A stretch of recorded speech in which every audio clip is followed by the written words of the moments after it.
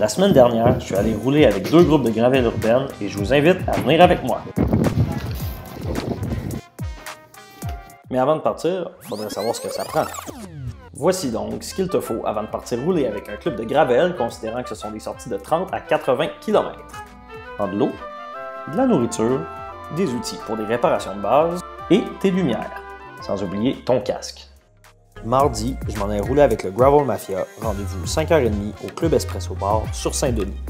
Une fois la dizaine de participants arrivés, c'est parti! Mise en pause de la sortie à vélo. Bon, on est à Montréal quand même, mais une fois qu'on est sorti du trafic, direction Mont-Royal. On commençait par monter le chemin Homestead, qui était encore un peu boiteux.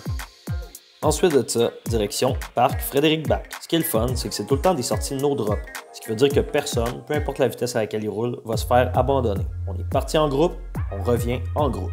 Mais personne t'empêche de partir sprinter en sous-groupe puis finir avec ma face.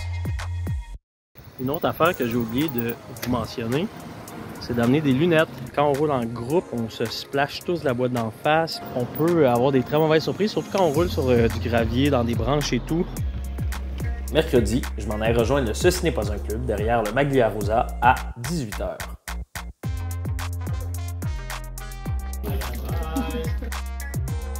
Ce soir-là, on s'en allait en direction de la voie maritime et aussi petite corvée de nettoyage pour enlever les branches dans les sentiers. Off-road.